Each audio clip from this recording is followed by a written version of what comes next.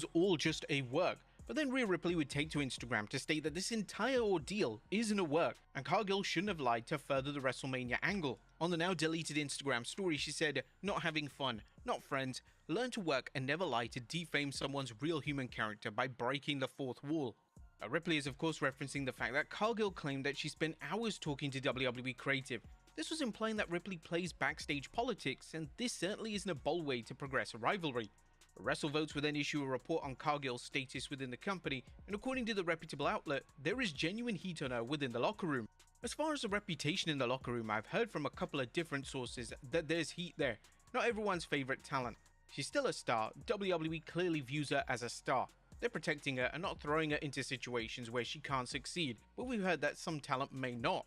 This is an incredibly messy situation that is playing out here. This is similar to the incidents we saw last year between Charlotte Flair and Tiffany Stratton, and there's even speculation that WWE are going to try and turn this real-life bad blood into a storyline for WWE Unreal Season 3, as WWE's got to capitalize on it somehow, right? Ultimately, Ripley and Cargill have come to a mutual understanding, and they have to compete against each other in 6 weeks' time, as Cargill's WWE Women's Championship is on the line.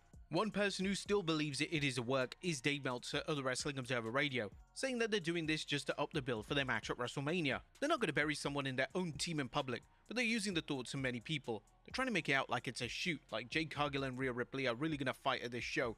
It's weird because when you do that on Twitter, it's an attempt to get. We're excited to see the campaigns you've come up with for our range of sweeteners. Picture this, a must heat on the match, that's all. What do you guys think of this situation? Next up, the original WrestleMania plans revealed. Now, whilst Jade Cargill vs Rhea Ripley may now be locked in for WrestleMania 42, that wasn't WWE's original plan. According to a new report from the Wrestling Observer, the original plans were Cargill vs Bianca Belair. And it came down to Tiffany and Rhea Ripley, and Rhea beat her clean with the Riptide, so Rhea gets the women's title shot and is going to be heading to WrestleMania to face Jade Cargill. This was one of those matches that was originally going to be something else. It was going to be Bianca and Jade, but Bianca still has not recovered yet, so they had to make a change, and that's what they ended up doing. Belair is still rumored to be involved in WrestleMania in some capacity, but the nature of her role remains unclear. Next up, the real reason why WWE unmasked Dragon Lee. And one of the most shocking moments of 2026 so far occurred on Raw, as Gunther unmasked Dragon Lee. And since WWE were so close up with the camera, we got to see his face for the first time unmasked. But in relation to why WWE delivered this shocking angle, well, there are three crucial reasons as to why. The first is that it creates sympathy for Lee. At the start of the year, it was widely reported by numerous outlets that Lee was going to receive a big push up the card. Unmasking him in this manner creates that sympathy. Number two, it makes Gunther even more hated. The heat Gunther obtained at the end of the Lee match was palpable, and at this stage WWE is going to do anything they can to get heat on the former WWE World Champion. And number three, it plants the seeds, as whilst not confirmed, it's been heavily rumored that Gunther is going to face Rey Mysterio at WrestleMania this year. An unmasking angle with one of Mysterio's friends certainly hints at this being the direction for the biggest show of the calendar year. Next up, Gunther's WrestleMania opponent revealed. Now, speaking of the possibility of Gunther vs Rey Mysterio at WrestleMania, in yet another report that makes WWE Creative look completely incompetent, it's now been reported that WWE currently is undecided when it comes to Gunther's Mania opponent. According to WrestleVotes, Gunther has three potential opponents, those being Mysterio, Obafemi, or Brock Lesnar. Plans for Gunther at WrestleMania are undetermined. They're not sure which direction they're going to go. It could easily be Rey Mysterio, especially with the Dragon Lee situation going on. Gunther vs Obafemi is also a possibility. WWE made it a point to throw Gunther out of the building before Brock Lesnar had his open challenge. At this point, Gunther's three options are Rey Mysterio, Obafemi, or Brock Lesnar. It's up in the air.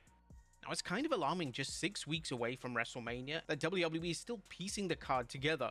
Gunther is one of the WWE's biggest stars and arguably their top heel.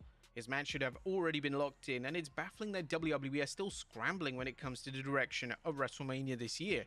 Next up, fans calling out for a Hall of Fame change. Yesterday, WWE made it official that the 2026 Hall of Fame will once again take place after SmackDown. This has yet again led to backlash, as this is a format that simply doesn't work. The show will run into the middle of the night, and numerous talent were falling asleep during the induction speeches. That's not fair on fans, talent, and it's not fair on the inductees themselves. Fans on social media are urging WWE to reconsider the format of the show and potentially move it to another day in the week. Next up is CM Punk turning heel. Now, there's speculation today that CM Punk could be turning heel on the road to WrestleMania 42.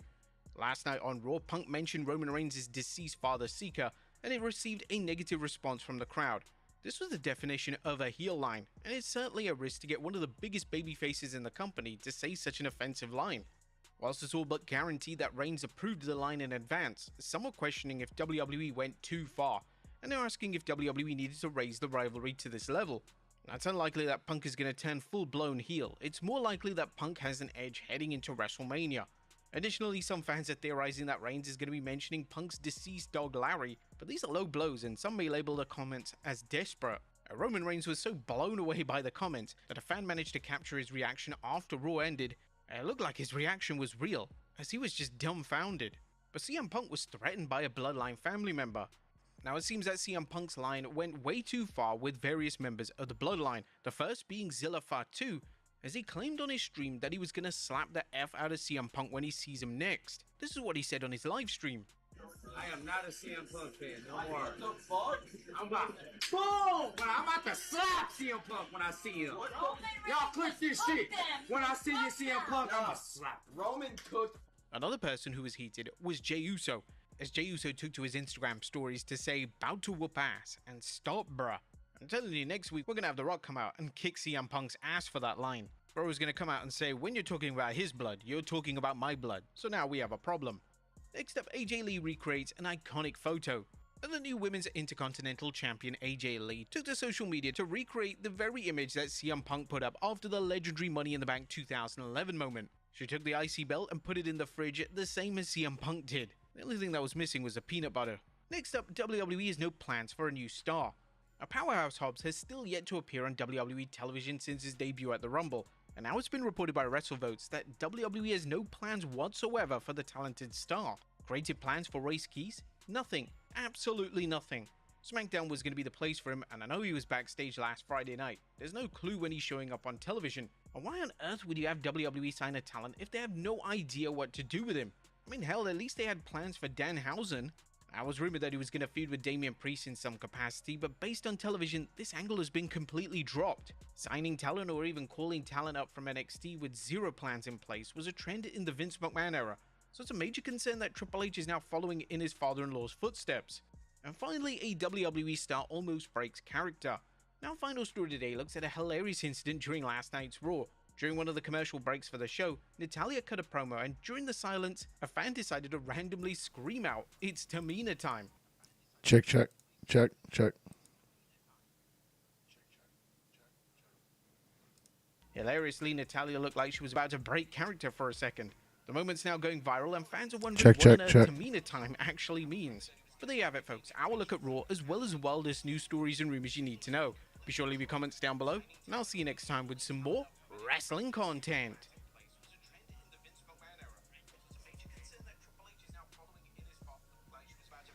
Check, check, check. 5 things. Yo, yo, yo, yo.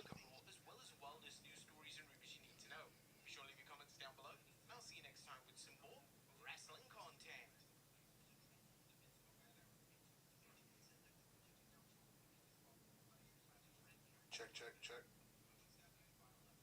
5 things. Yo, yo, yo, yo.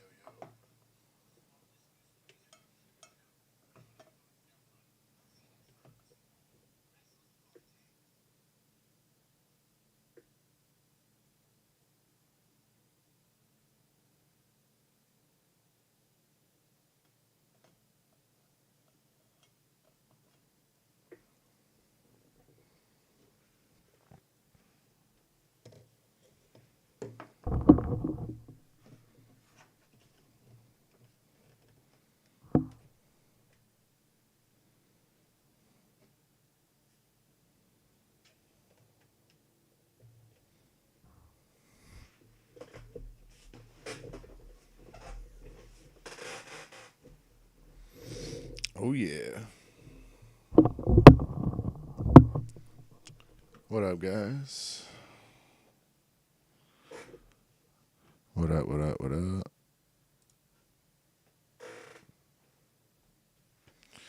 All right.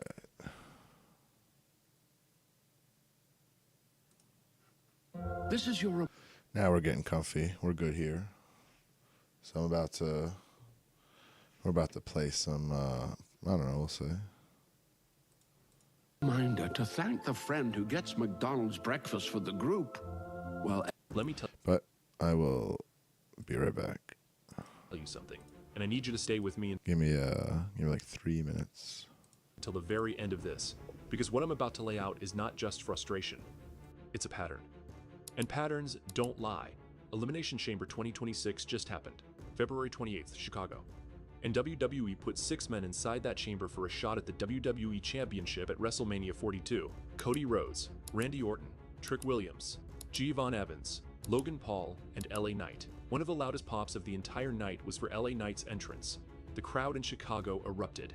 And you want to know how his night ended? He slipped off the top rope attempting his elbow drop. Randy Orton rolled out of the ring and literally broke character laughing at him on camera. And then moments later, Logan Paul hit him with a low blow and rolled him up for the elimination. That's it.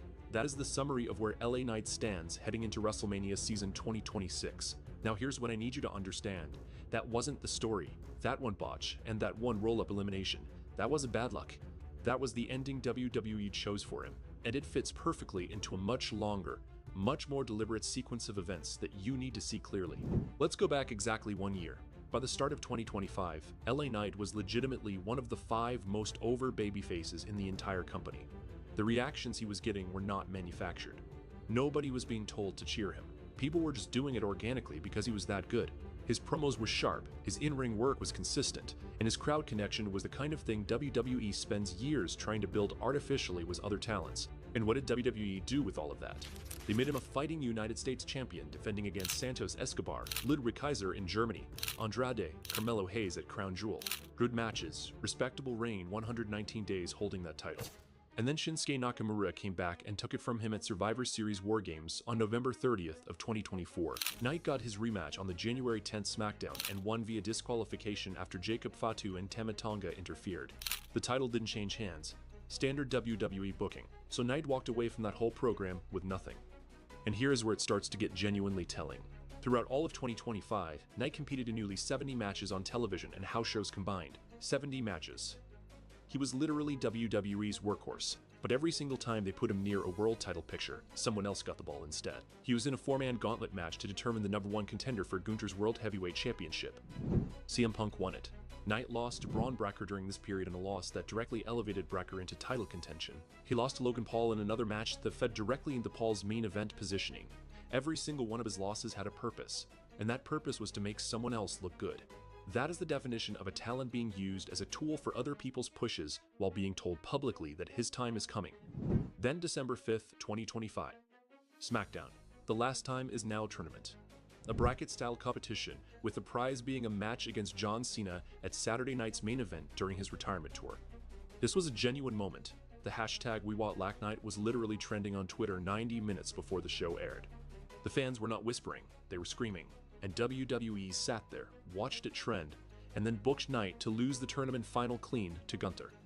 Not even a controversial finish. He just lost. 3 days later on the December 8th Raw, Bronson Reed and Logan Paul of The Vision put Knight in an ambulance. Legitimate injury angle write-off. He was gone from television. Now WWE and various outlets reported that this wasn't a burial. Bodyslam said their sources indicated 2026 would be a much better year for Knight, that WWE sees him as a top babyface, that they're aware of the crowd reactions and want to play the long game. The long game. They've been playing the long game with this man since mid-2023. At some point, the long game becomes the only game. At some point, playing the long game stops being a strategy and starts being an excuse. Knight returned at the Royal Rumble on January 31st, 2026, entering at number 21. He eliminated Austin Theory and Bronson Reed. He teamed up with Cody Rhodes to eliminate Brock Lesnar. And then Cody Rhodes threw him out, so he came back from a beatdown-based write-off, got a solid Rumble showing, got the crowd popping again, and still walked away without the win that mattered. Roman Reigns won that Rumble, because of course he did.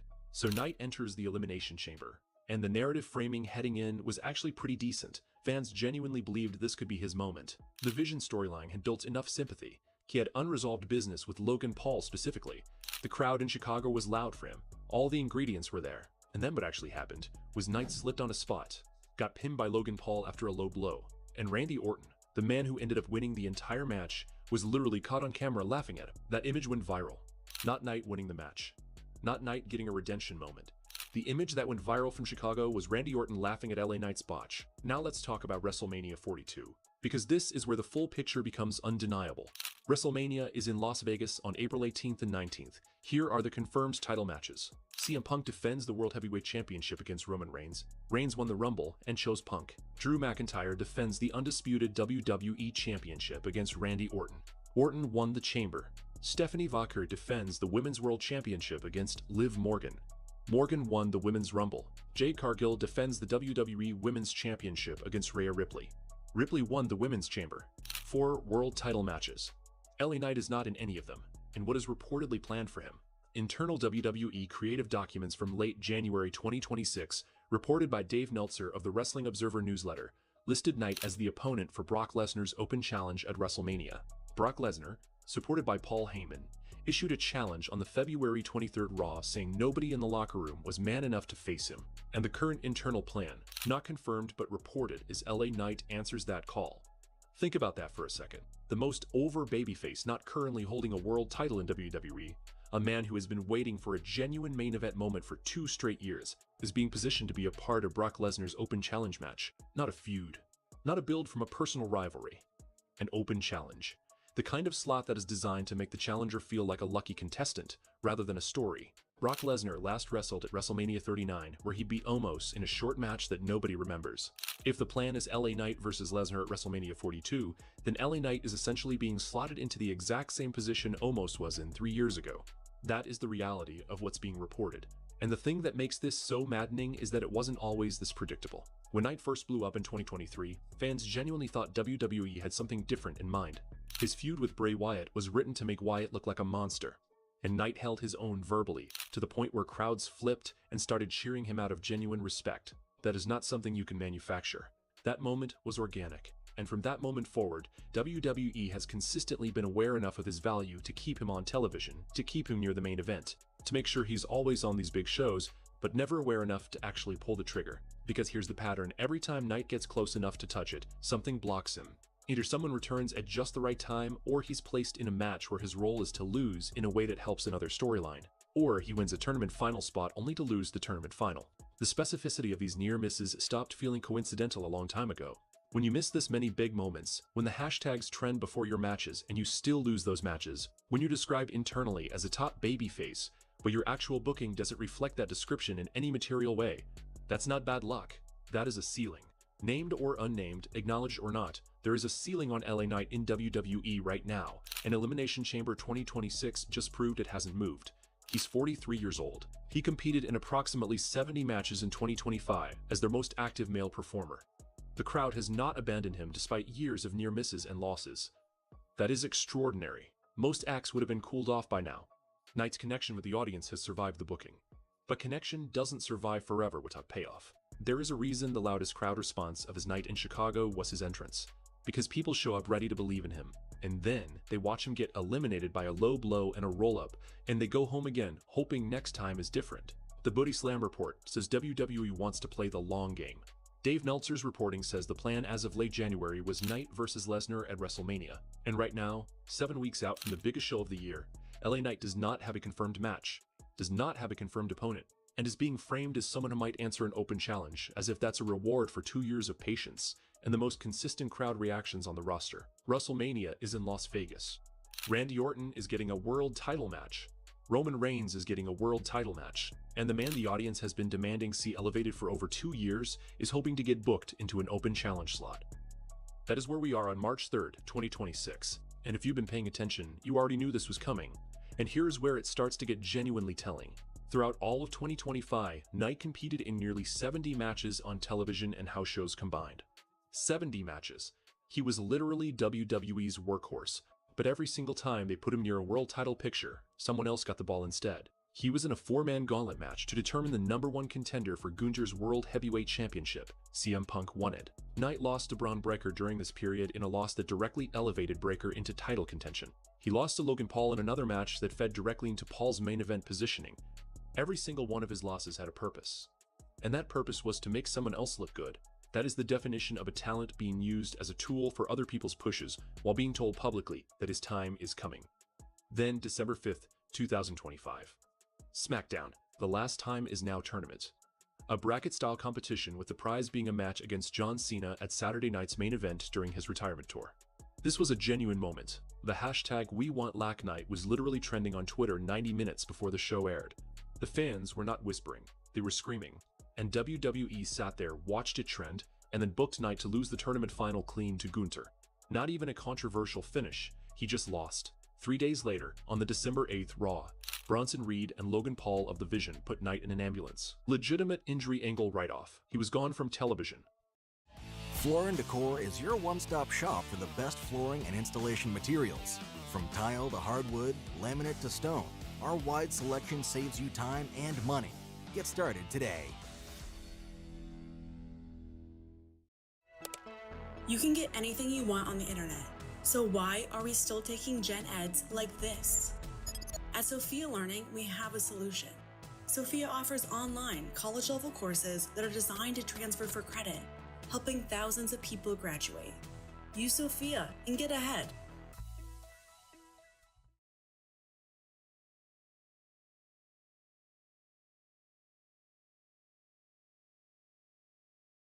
There are certain mistakes wrestlers make during a match or segment that can cost them dearly. These mistakes can either lead to behind-the-scenes tension, WWE management losing faith in that specific wrestler, or even from time to time, the wrestler facing a violent backlash. Join us now as WrestleMania looks at 10 moments WWE wrestlers knew they just effed up. Be sure to subscribe and hit that notification bell for daily wrestling videos. Number 10, Braun Strowman stiffing Brock Lesnar.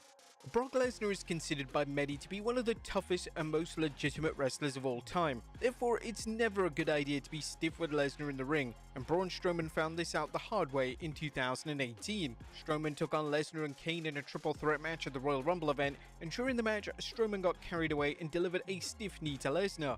Lesnar directly informed Strowman to slow the F down, and then he proceeded to legitimately punch Strowman right in the head. The punch looked brutal, and Strowman evidently got the message, as he and Lesnar never had an issue ever again. Strowman offered some fascinating insight into the altercation during an interview with TalkSport, where he mentioned, "We laughed about it afterwards. It is what it is. We got to the back and I said, hey, my bad.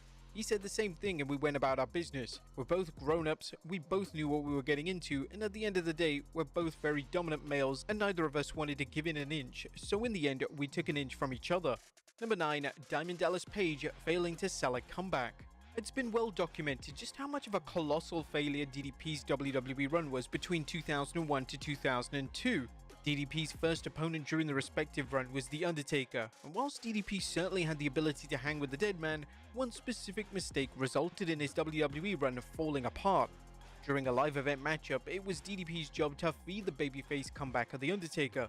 This is the spot which sees the babyface deliver numerous moves in a row, and the heel then takes several back bumps in quick succession. It's unknown why he failed to feed the comeback, yet due to The Undertaker's standing in the company as a locker room leader, DDP was never looked at as a major player again. Shortly after this incident, DDP would be booked to lose to The Undertaker's wife Sarah on Raw, and after the feud had concluded, he would be moved dramatically down the card. Number 8, Paul London smiling awkwardly. Whilst the on-screen death of Mr. McMahon was supposed to be a serious storyline, one wrestler decided to go off script in the funniest way possible. This would be a mistake that would impact his career forever. Leading up to the demise of Mr. McMahon, McMahon would make his way through the backstage area and walk past virtually the entire Raw roster.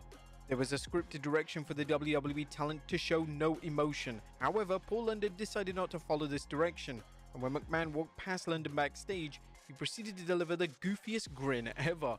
It was a miracle that London wasn't immediately released following the incident, yet it did alter his standing in the company, and McMahon and his closest confidants never looked at him in the same way again. Number 7, Wade Barrett and Dolph Ziggler breaking Mark Henry's pod. The 2015 Elimination Chamber match for the Intercontinental title is considered to be one of the worst chamber matches of all time, and a part of the reason for this is that a strong portion of the match was improvised due to a mistake. There was a scripted spot which saw Wade Barrett throw Dolph Ziggler into the chamber pod, however both men put too much force into the spot, and this mistake resulted in Mark Henry's pod breaking. This created an awkward moment as Henry was now free to enter the match, yet he wasn't scripted to enter at that exact moment, so he's a bell, he's a boy, he's belt boy. Hotels bring him joy, he's belt boy. Desk clerk with the best perks, like up to 20% off hundreds and thousands of hotels and a whole lot of other stuff I can't get into right now.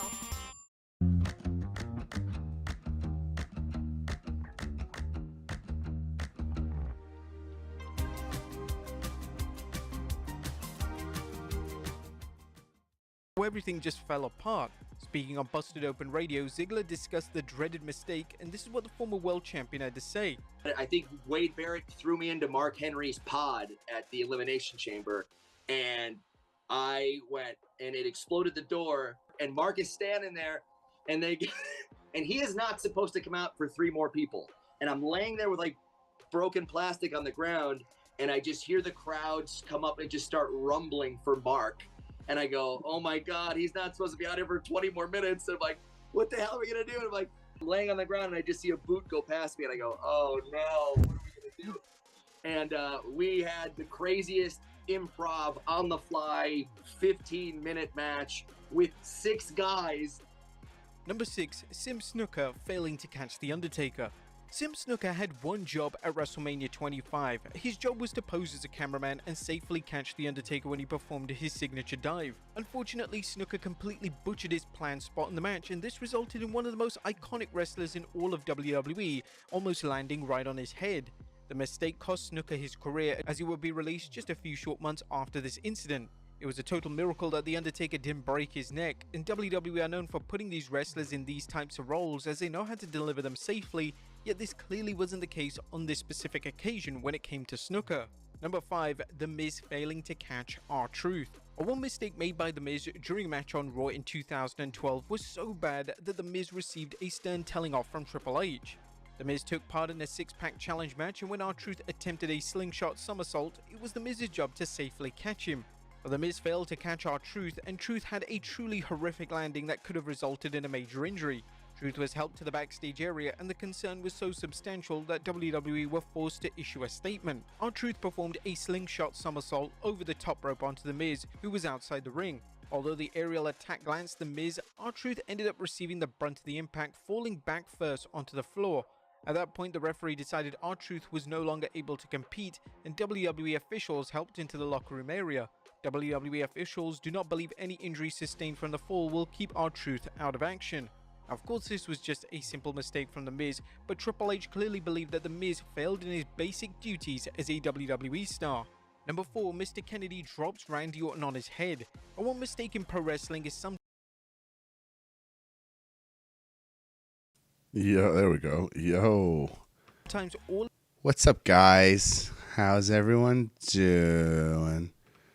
That's cool. What the hell? Am I having a stroke right now?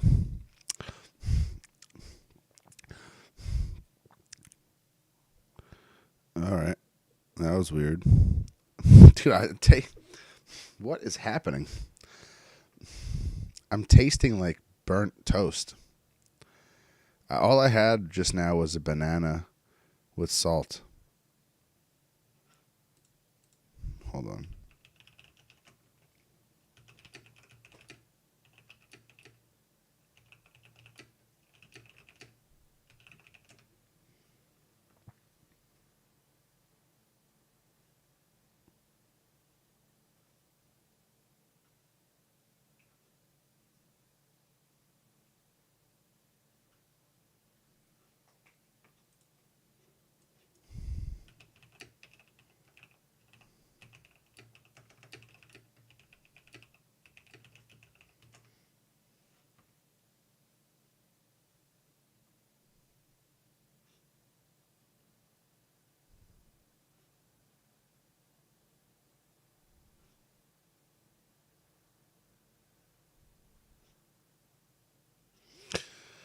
The thing is, sodium helps retain. Sodium increases neurological brain function, right, and all this shit. So it's like, and then you have bananas that regulate too much salt. So if you need salt, but you can't deal with the negative effects of salt, even though. Or you're just like not getting the right salt or whatever the case is. Bananas with salt, That way, the potassium can regulate your sodium intake in real time. And that way, you're still getting your sodium because you need sodium.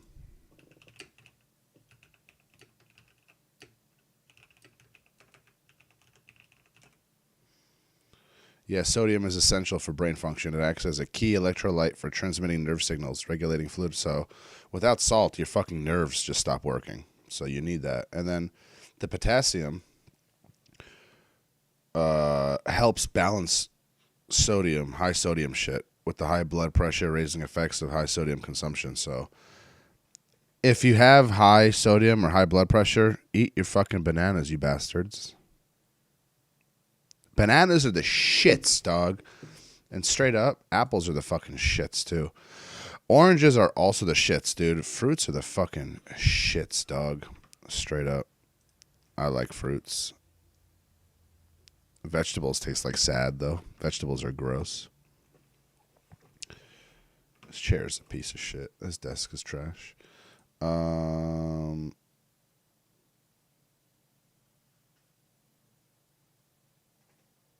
are we gonna do? What are we gonna do today?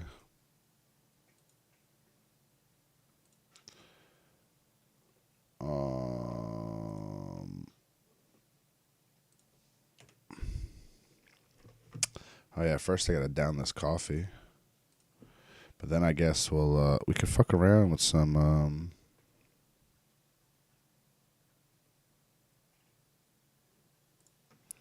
what's it called? You know what I mean? Some whatchamacallit. It's Monster. Monster. It's Monster. It's Monster. Hold my chicken biryani. It's Monster. It's Monster. Hold my biryani. It's Monster. It's Monster.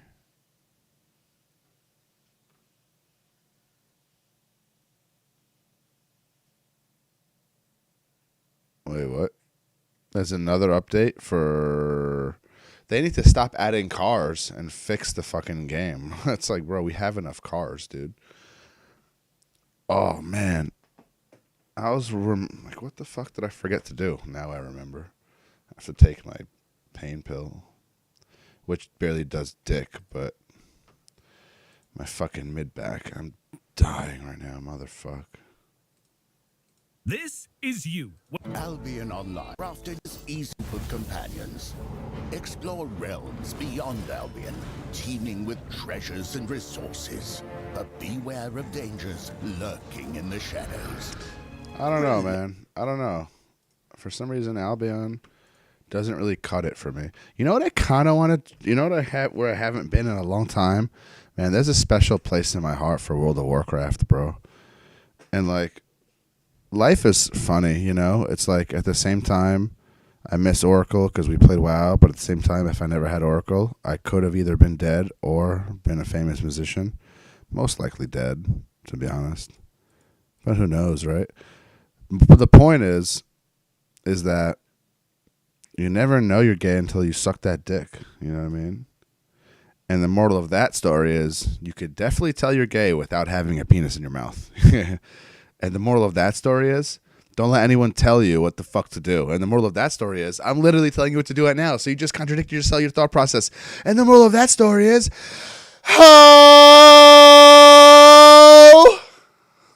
And the moral of that story is, fuck me! Fuck me! And the moral of that story is, buy better Wi-Fi. Because, oh, I have a cat. It's rubbing on my feet pattern. Hi. Oh, it's so fuzzy. Well, I have a cat here in my lap, and it's a very fuzzy gray cat, Zach. Hi, cat. What you thinking about? What's going on? Yeah, it's just a cat. It doesn't really know anything about politics. It's just a cat.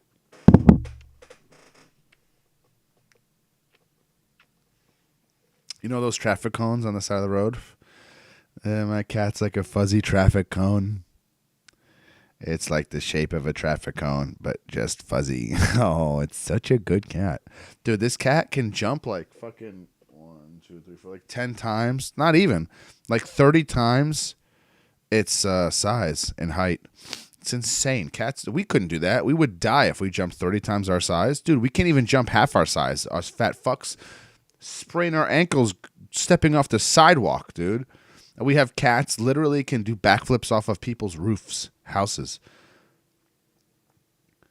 Dude, you can throw a cat out of a fucking building and it'll probably be fine. I don't say do it. If you do it, I'll find you and I'll fucking kill you in GTA. But it could be done. I guarantee it could be done. Cats are the shits, dude.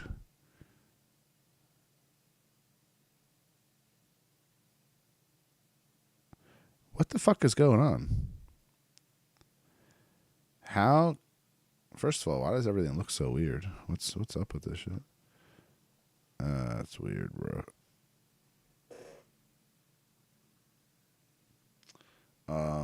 Yeah, my internet is so shit, dude. I don't know why. I mean, it shouldn't be taking this long. You know what I mean? This is just 2 gigs, bro. I mean, what the fuck are we doing? Well, I'm just going to let it go. Good thing I clicked on this now so it can start to do it. I guess. I mean, what are you updating? This fucking game has been out for... Oh, yeah. I know what it is. It's a custom server. It's custom, meaning that they add stuff to it and they take things away from it. So what that means is essentially they're updating stuff and shit. So that's why they have to. All right. So instead of me playing Delta Force and sucking up a bunch of bandwidth, and so this thing, there we go. This should be 300 megabits per second, by the way, not whatever you're doing here. At this rate, it's going to take like 37 minutes. All right, let's jump back into where were we at before? We were playing Hunt Royale Action RPG Battle. Boom. I was geeking out on this game for a while, for like one day. It was like a day, to be honest. It was just a day. One day. Day. Let me fix this mic. Day. Gay. Say. Might. Day. Gay. Say. Alright. It was just a day. Look at that. So slow. I don't even want to play it. I just uninstalled the whole thing. Whoa, dude.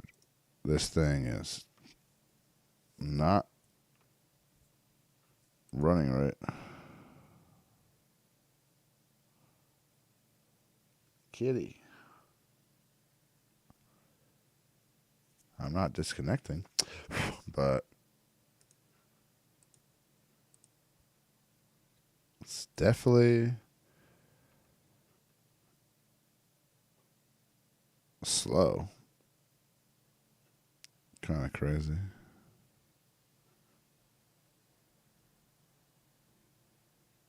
What is happening here?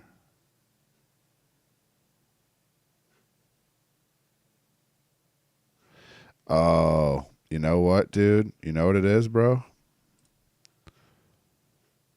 Nothing. Steam's not even downloading anything.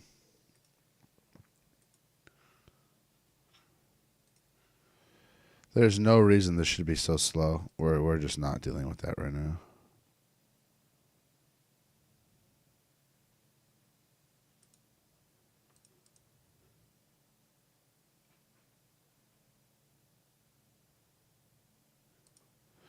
Dude, this is actually fucking pissing me off. Like, what am I paying for?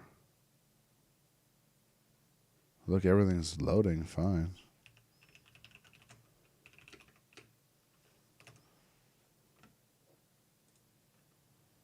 Yeah, that's what I pay for right there. So, there, look, Optimum's even giving me 37.6 free megabits per second. So what the fuck are we doing here, huh? What's going on exactly? What is this? What is all this bullshit? Fucking Google Play. Fucking Xbox.